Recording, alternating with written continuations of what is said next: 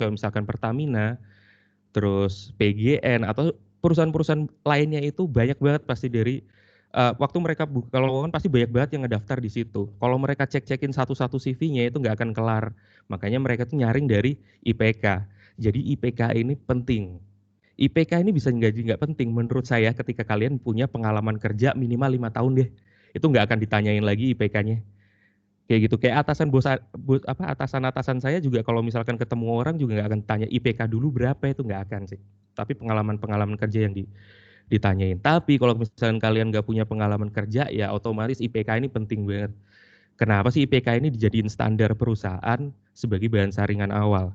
Karena di banyak perusahaan itu mengasumsikan setiap yang mempunyai nilai IPK baik itu memiliki sifat tanggung jawab yang baik.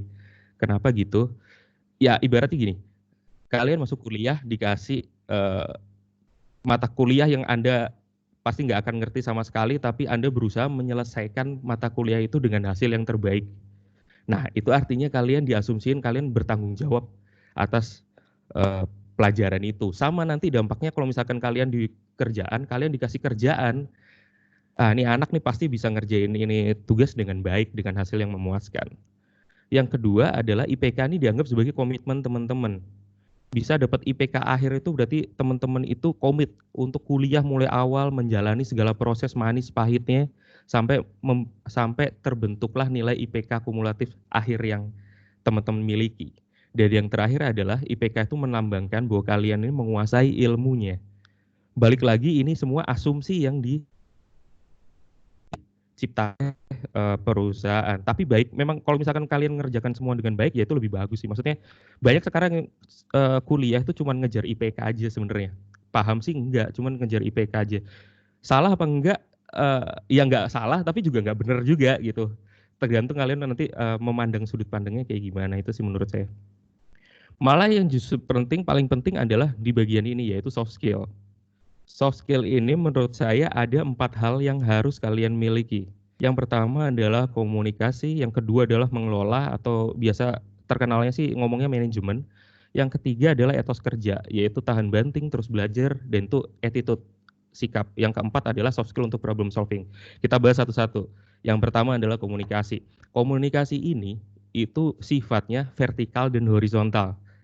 Vertikal itu berarti kalau misalkan di dunia kerja, gimana sih cara kalian berkomunikasi dengan atasan, gimana sih cara kalian berkomunikasi dengan bos, dan ke bawahan, ke bawah, gimana cara kalian komunikasi dengan bawahan, gimana cara komunikasi dengan anak buah dan segala macam. Dan yang paling penting adalah horizontal menurut saya, yaitu cara komunikasi dengan rekan-rekan setim Anda gitu. Caranya gimana itu banyak banget ada di Google dan segala macam, banyak teorinya.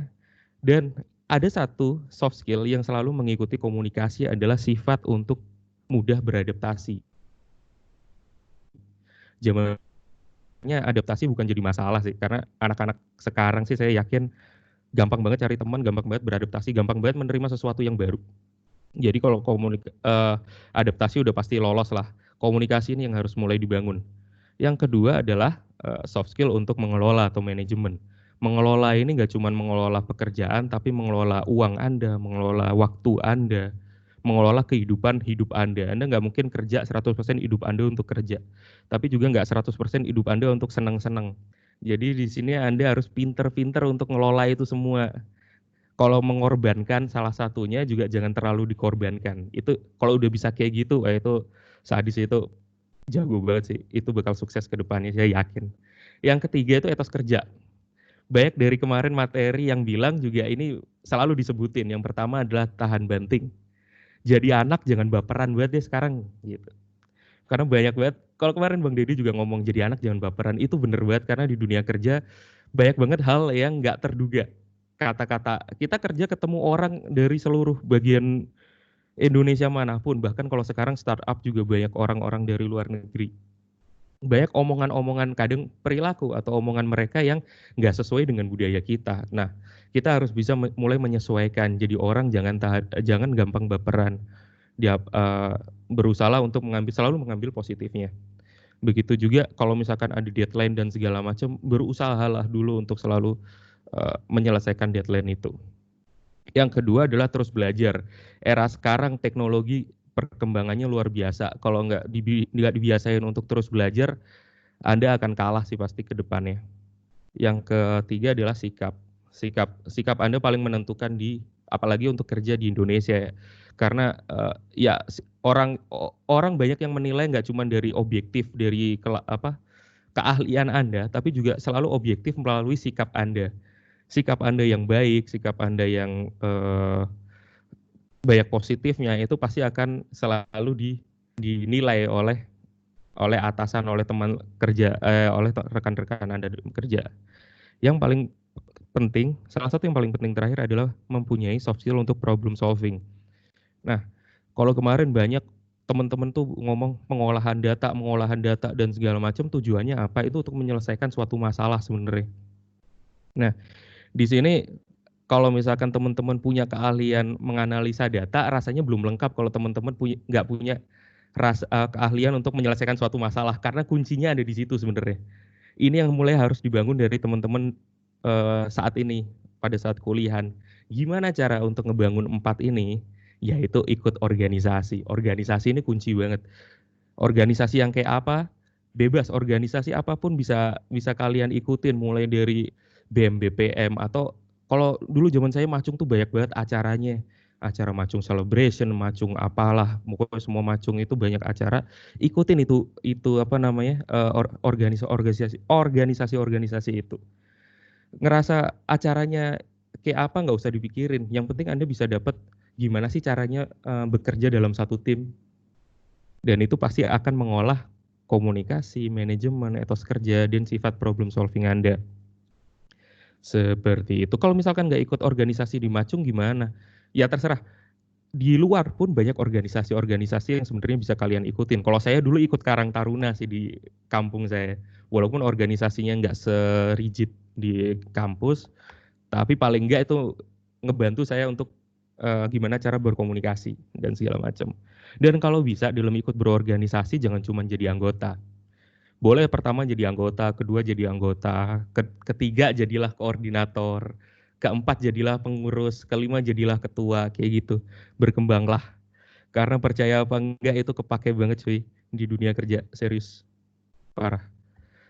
Nah, kalau soft skill udah punya, hard skill udah siap, sekarang ini gimana sih orang tuh caranya ngelamar kerja untuk jadi profesional? Ada 6 pipa ya, ada 6 ada gimana sih ngomongnya? Ada 6 media utama yang bisa dijadiin teman-teman untuk ngelamar kerja. Yang pertama adalah website. Seperti kalau kemarin Agam selalu ngelis 10 perusahaan terbaik, lalu dia daftar di salah satunya dan segala macam. Nah, Anda juga bisa lakuin itu, Anda buka website masing-masing perusahaan itu, lalu buka bagian karir, ada nggak itu apa namanya? Lowongan-lowongan yang sesuai sama spesifikasi Anda. Lalu yang kedua adalah melalui job portal. Job portal ini paling terkenal mulai zaman dulu. Nggak usah diceritain, pasti kalian juga udah pada tahu sih. Sekarang itu ada JobsDB, JobStreet. Yang terbaru-baru ini banyak dari Kaliber, Urban Hire, Indeed, Glints, atau portal kampus. Nah, dulu ini portal kampus, teman-teman saya itu cuma tahu portal kampus yang dari Macung. Kalau teman-teman tahu, padahal banyak banget portal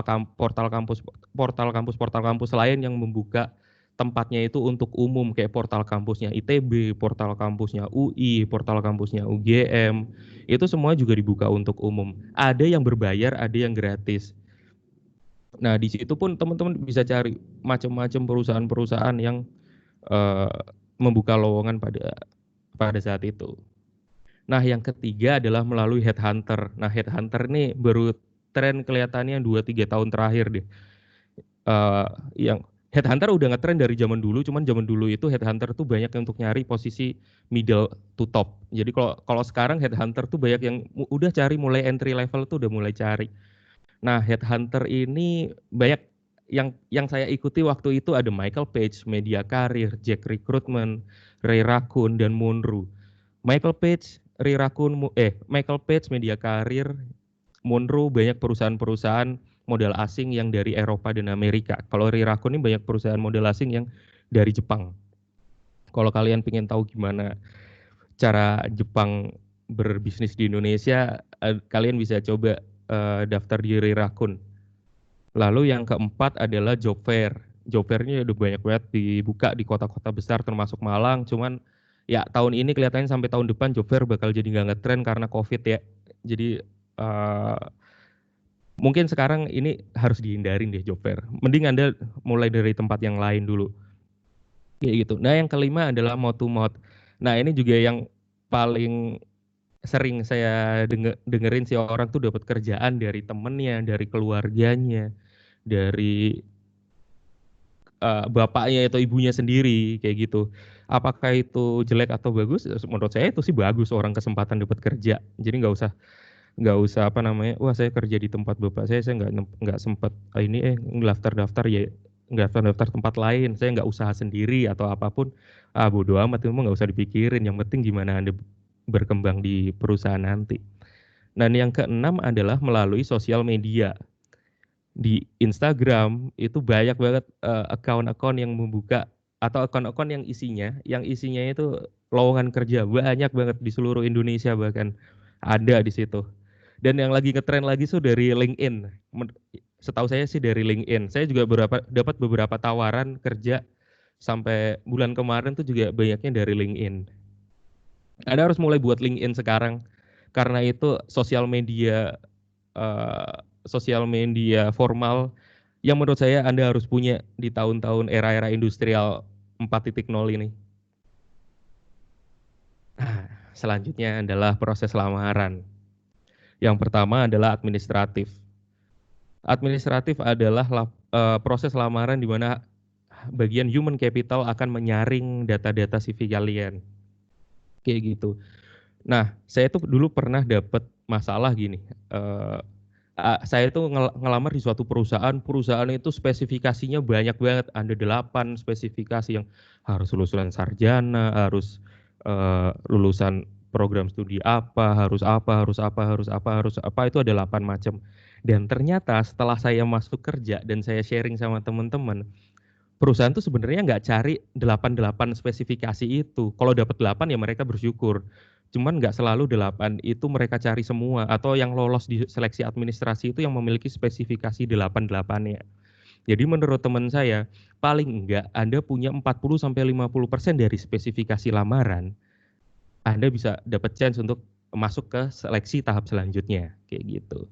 Tentu balik lagi IPK di sini pasti dilihat untuk teman-teman yang masih fresh graduate. Kalau misalnya punya pengalaman kerja, itu pasti akan lebih dipertimbangkan sama perusahaan. Tapi tetap IPK ngaruh. Yang kedua adalah basic test. Nah, seleksi basic test ini bisa ada, bisa enggak. Perusahaan-perusahaan besar BUMN biasanya itu ada yang namanya basic test. Isinya biasanya itu matematika dasar, pengetahuan umum, tes kompetensi dasar, dan bahasa Inggris. Atau spesifikasi-spesifikasi lainnya dari yang perusahaan tetapkan. Misalkan ada tes bahasa Mandarin dan segala macam. Itu mungkin terjadi. Yang sering dilupain sama ya saya sih sebenarnya. Saya tuh sering ngelupain tentang uh, pengetahuan umum, dan ini tuh blunder yang paling parah menurut saya. Saya punya pengalaman buruk. Saya beberapa tahun lalu pernah ngedaftar di Bank Indonesia. Pengetahuan umum saya pikir ya pengetahuan apa sih, Pancasila dan segala macam. Nah, ternyata pengetahuan umum ini bukan pengetahuan umum seperti itu, tapi pengetahuan umum di bidang perusahaan itu. Dalam hal ini di bidang Bank Indonesia. Jadi waktu itu pengetahuan umumnya bidang monetary, bidang fiskal dan segala macam, kebijakan-kebijakan, peraturan pemerintah.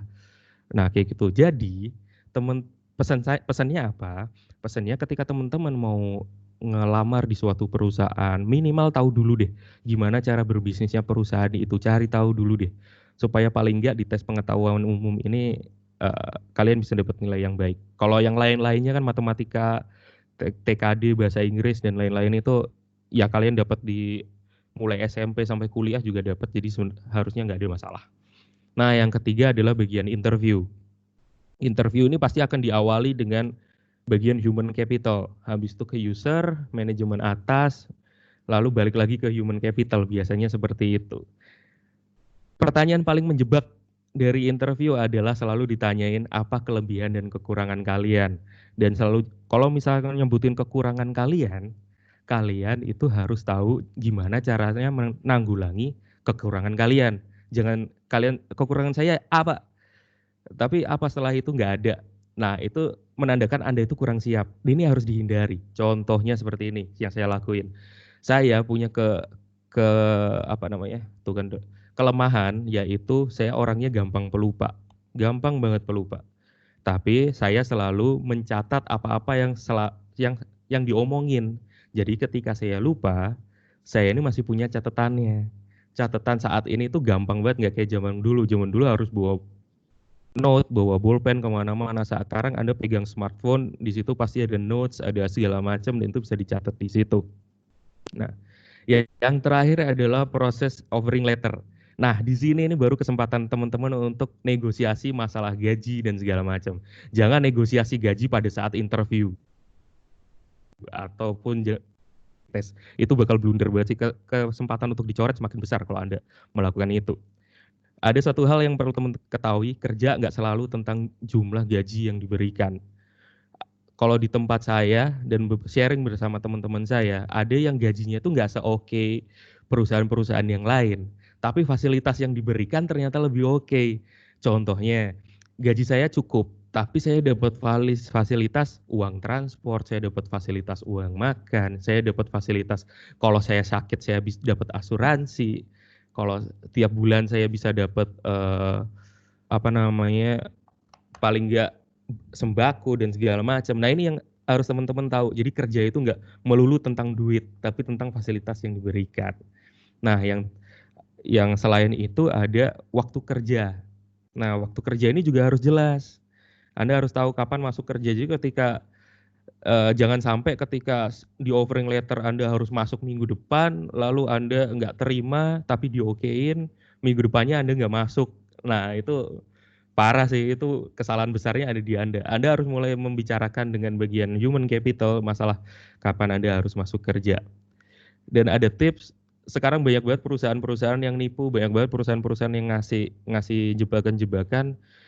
Jangan mau kalau misalkan perusahaan itu disuruh ngeluarin duit pada saat proses-proses ini. Biasanya proses-proses ini itu nggak akan ada biayanya sedikit pun. Dan jangan mau kalau Anda disuruh ngasih ijazah asli. Kalau minta pun ijazah kasihlah fotokopinya. Karena kalau udah dapat ijazah asli, hilanglah bergen level Anda di perusahaan itu. Kayak gitu. Ah, yang terakhir nih. Yang terakhir itu yang perlu diingat adalah terus berdoa. Karena ngelamar kerja itu lebih sulit sih menurut saya. Karena ya untung-untungan sama kayak teman-teman ngelakuin tes SNMPTN ya, SPMB apalah itu. Waktu itu nggak kemungkinan ada kemungkinan keterimanya, tapi juga besar kemungkinan nggak keterimanya. Jadi terus berdoa aja supaya Tuhan tuh ngasih yang terbaik buat kita. Kadang yang kita pinginin untuk kerja di suatu tempat itu malah malah sebenarnya itu bukan jalan yang paling bagus. Malah Tuhan udah nyiapin tempat kerja yang lain kayak gitu. Dan yang kedua teruslah melamar. Ini jangan takut untuk ngelamar di banyak tempat. Jangan takut untuk kepikiran jangan takut untuk kepikiran apa namanya? eh, Kalau saya keterima kerja di tempat A, ntar nggak bisa ke tempat B. Itu jangan jangan kayak gitu. Tapi berpikirlah kalau saya nggak keterima di tempat A, saya masih punya perusahaan B sebagai cadangan dan kayak gitu. Dan yang terakhir adalah, aduh sorry. Yang terakhir adalah jangan bandingkan diri Anda dengan yang lain. Orang tuh punya jalannya sendiri-sendiri, men. Jadi ya apapun yang jadi hidup Anda itu kalau Anda udah terus berdoa ya berarti itu yang terbaik, tapi jangan jangan sampai cuman diem aja. Jangan, kalau kata Coki Muslim itu kan jangan jadi deadwood lah, jangan jadilah orang yang terus terus apa namanya berusaha dan berikhtiar kalau di agama saya. Apa yang paling baik untuk dilakukan dalam proses-proses ini? Minumlah kopi bro atau minum teh. Kopi itu bisa ngurangin stres. Itu yang paling penting. Nikmatilah hidupnya karena ya menurut saya nggak ada cara lain sih untuk melakukan dalam proses-proses seperti ini selain Anda enjoy terhadap hidup Anda gitu. Karena menurut saya ya sayang aja kalau Anda harus stres di proses-proses seperti ini dan harus memikirkan hal-hal yang nggak penting menurut saya. Habis itu makanlah sesuatu yang menurut Anda enak, berolahragalah yang cukup, habis itu dengerin musik. Dah, gitu aja. C. Terima kasih teman-teman atas perhatiannya.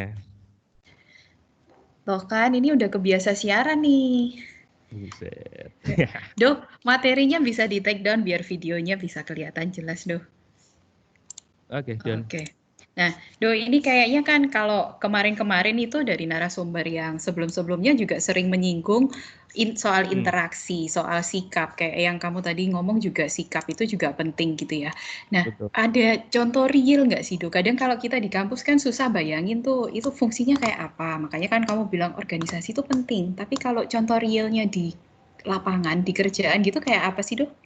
Well, di kerjaan itu sama kayak di organisasi. Apa kadang yang udah kita jadwalin, apa yang kita udah timelinein, apa yang udah Mm-mm. keinginan kita, itu selalu ada hambatannya yang selalu kita nggak duga. Nah, Hmm. disinilah sikap sikap tuh berperan sih. Jadi kayak gini, ketika kita dihadapin dengan suatu masalah, pilihannya adalah dua, kita ngambek marah terus bersikap negatif, atau kita ngambek marah habis itu bersikap yang baik lalu memikirkan solusi yang positif. Hmm. Nah, kayak gini teorinya banyak, cuman emang jam terbang berpengaruh. Jadi menurut saya ini yang harus dilatih oleh teman-teman mulai sekarang kayak gitu, Cik. Oke, Em, cara merespon ya. Jadi Cara bukan merespon. saya ingat pernah ada quotes yang bilang hidup itu 90% tentang caramu merespon, 10%-nya itu baru tentang kejadiannya ke kamu gitu. Jadi whatever yang apapun yang terjadi ke kamu, gimana ini cara ngeresponnya? Itu yang kita butuh pelajarin ya. Iya. Oke. Nah, Do ini sudah ada beberapa pertanyaan nih. Yang pertama dari Deborah, itu Mm-mm. dari Kimia deh. Mm. Tipsnya kalau untuk bikin CV itu gimana? Yang menarik dan menonjol nih. Kalau sebenarnya menarik dan menonjol itu relatif tergantung dengan perusahaan yang menilai ya. Cuman Mm-mm. mayoritas menilainya seperti ini. CV itu jangan lebih dari 2 halaman. Mm. Masukin di situ yang penting-penting aja. Misalkan dan CV itu jangan dibuat satu macam. Misalkan Anda untuk melamar di posisi operasi, tonjolkanlah kelebihan-kelebihan Anda di operasi. Ketika Anda di bidang manajemen atau melamar di bidang lain, tonjolkanlah itu. Kayak gitu. Lalu jangan lupa eh, di CV itu tulis keahlian-keahlian lain yang relate dengan, kalau saat ini sih relate dengan teknologi. Mm. Jadi Jadi untuk kemampuan, sekarang penguasaan penguasaan teknologi udah mutlak ya, ya. Oke. bahkan untuk office yang standar Word, Excel, PowerPoint Mm-mm. itu diasumsiin kebanyakan anak-anak sekarang nggak ada deh yang nggak bisa 3 hal ini. Makanya Mm. perlu yang lain kayak Visio, Anda bisa Project, Anda bisa Adobe Photoshop, Anda bisa Corel Draw. Itu lebih mendukung. Oke. Bahkan termasuk untuk jurusan-jurusan yang memang misalkan bukan desain gitu, itu juga penting Hmm. ya untuk nguasain kayak begituan.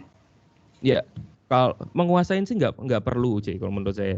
Tapi yang Mm-mm. penting tahu, karena ya lagi-lagi industrial 4.0 itu So, ininya luas banget, relasinya itu luas banget. Jadi paling nggak kita tahu tentang apa yang terjadi di dunia ini, tentang minimal tentang tools-toolsnya lah gitu. Nggak perlu tahu semuanya, tahu tahu beberapa aja udah cukup kayak gitu. oke. Nah, Oke, tapi thank. ada lagi Gimana satu gimana? di CV yang menarik. CV itu kebanyakan Terus? itu Heeh. fotonya itu pose cuek. Nah, foto cuek ini jangan jangan dikasih foto cuek. Minimal kasih foto foto senyum, foto apa kayak kayak gitu. Ini bocoran dari waktu saya bikin CV sih. Sebenarnya saya bikin CV juga nggak cari-cari sendiri. Saya juga konsultasi dengan orang gimana sih cara Betul. untuk bikin CV. Kalau nggak bisa senyum, paksain dia senyum. Senyum-senyum palsu itu baik kok sebenarnya. Kayak gitu. Oke, Sama dan memang latarnya latarnya harus jangan terlalu gimana? mendominasi. Latarnya jangan terlalu mendominasi. Dominasi ada di foto Anda kayak gitu. Itu aja sih, Cek. Foto Anda, oke. Dan memang untuk CV ini terkait sama culture company-nya juga ya. Ada yang kalau di perusahaan asing itu prefer yang tanpa foto. Nah, ada di perusahaan lain memang foto, kemudian gender itu kadang berpengaruh juga untuk beberapa posisi tertentu. Jadi memang kalau mau bikin CV lebih baik sesuaikan dengan kalian mau apply-nya di company yang kayak gimana. Coba cari tahu dulu sama Hmm. positionnya gitu. Lagi-lagi kalau CV kembali ke kontennya Kak Edo tadi, penting untuk tahu kalian ini siapa dulu gitu ya Kak. Karena nulisnya di situ harus nonjolin skill-skillnya itu ya. Iya, iya. Karena CV Oke. ini kan bahan jualan Anda sebenarnya ke Hmm, perusahaan. oke. Oke. Oke, next masih berlanjut tentang tahapan seleksi. Ini dari Felicitas Natasha. Kaido, ada nggak tips kalau gini deh, waktu interview ditanya kamu mau gaji berapa gitu? Tipsnya jawabnya kayak gimana sih? Well, kalau gaji berapa, saya tuh nggak bisa jawab. Saya ini sebenarnya pantas gajinya berapa pada saat saya fresh graduate. Mm-mm, Yang saya tahu adalah UMR dan segala macamnya. mm-mm, Taulah tempat posisi Anda di eh, tempat lamar. Misalkan di Surabaya, Anda harus tahu UMR-nya. Habis itu naikin dikit. Naikinnya naikin dikit. Nah, kalau naikin dikit ini terserah kalian. Kalian mulai menilai diri Anda tuh, menilai nilai jualan. Karena apa? Salary ini bukan sesuatu yang pasti kok. Di akhir itu pasti dinegosiasiin. Bisa jadi lebih kecil, bisa jadi lebih gede yang ditawarin kayak gitu. Walah oke. dulu saya pernah waktu apa namanya ngelamar ditawarin gaji yang ternyata waktu dia sebutin lebih besar dari ekspektasi saya kayak gitu. Hmm, hmm, hmm. Ya langsung saya okein, cuman Oh. offering jam kerjanya saya nggak cocok, ya nggak saya jadiin tadi tetap Nah, nyambung ujungnya nggak itu jadi. tuh. Nyambung Mm-mm. itu tuh jam kerjanya. Kapan sih boleh ngobrolin, saya masuknya hari apa, berapa lama dalam sehari gituan di awal interview boleh, ataukah Hmm. sama sensitifnya sama kayak gaji nih, mendingan di akhir-akhir aja. Kalau kalau saya sih prefernya itu akan diomongin di terakhir sih, karena itu kan offering letter pasti nyebutnya tentang gaji dan apa namanya jam kerja ya. Hmm, hmm, Dan jam kerja lagi-lagi bukan sesuatu yang pasti. Maksudnya saya punya patokan bulan depan harus kerja, perusahaan punya patokan 1 minggu harus kerja, 1 minggu hmm. setelahnya harus kerja. Itu nggak harus selalu gitu. Itu bisa dinegosiasiin kayak gitu. Oke, oke, thank you. Teman-teman silakan yang masih ingin menggali pertanyaan, pengalaman-pengalamannya Kak Edo, silakan tetap ajukan pertanyaannya. Saya juga tadi Kak Edo waktu di konten sempat info tentang website ya, job portal. Saya benar sekarang ini memang banyak yang palsu juga gitu.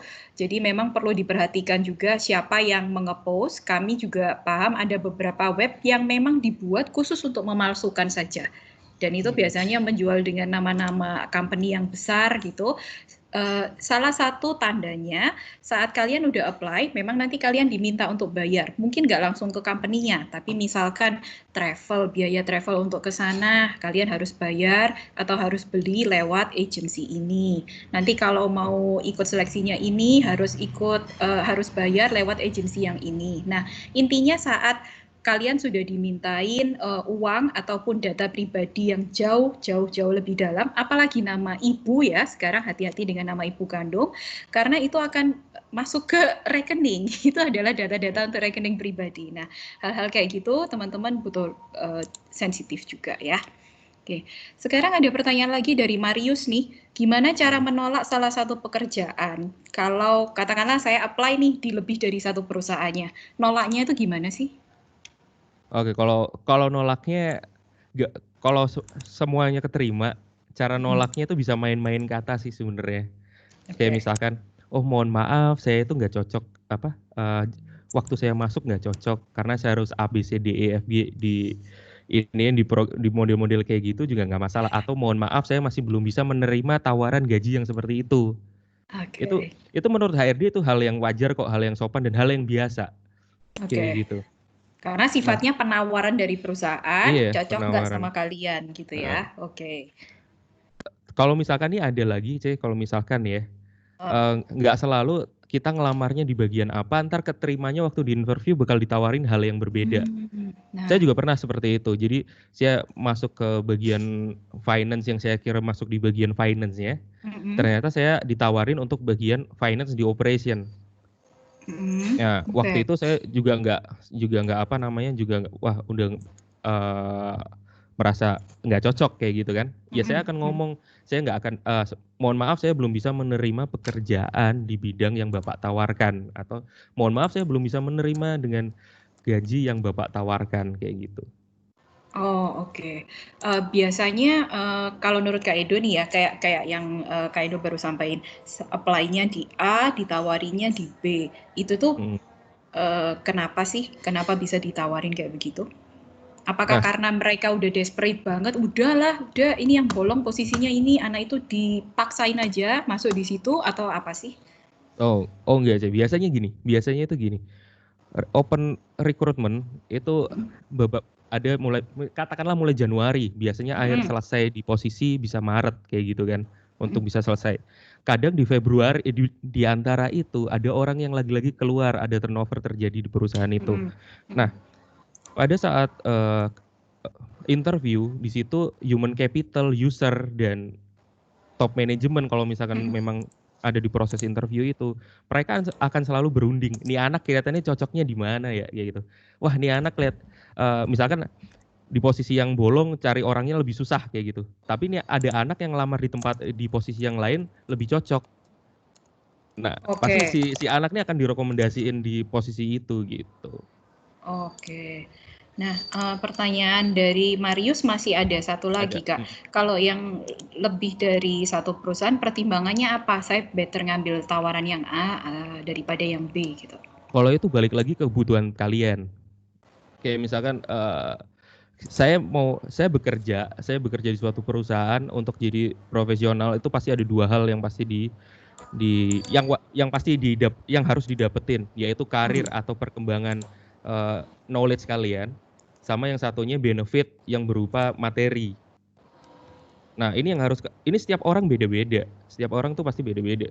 Kalau saya waktu itu Hmm. di umur-umur segini, oke lah yang ini gajinya lebih kecil nggak apa-apa, fasilitasnya lebih dikit nggak apa-apa. Hmm. Tapi waktu saya ngobrol sama bagian human capitalnya atau yang rekruternya, di sini posisinya saya bisa berkembang lebih jauh daripada di perusahaan A.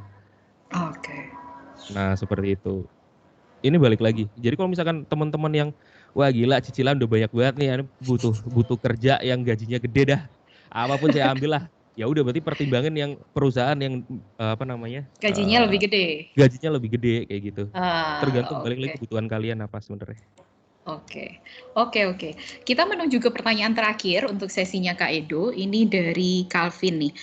Menurut Kakak, sertifikasi itu pentingnya buat apa? Sertifikasi apa dulu nih? Kalau misalkan sertifikasi bahasa Inggris di Mm-mm. perusahaan-perusahaan yang sifatnya multinasional company itu udah pasti dibutuhin Hmm. kayak gitu. Bahkan standarnya pun banyak ya. Kalau sertifikasi bahasa Inggris sekarang TOEIC atau TOEFL sebenarnya IELTS. itu udah nggak udah apa prioritas kedua lah. Prioritas pertama bener itu pasti IELTS rata-rata seperti itu. Nah, kalau sertifikasi kalau kalau sertifikasi lain ya yang bidang kejurusan itu akan kepake ketika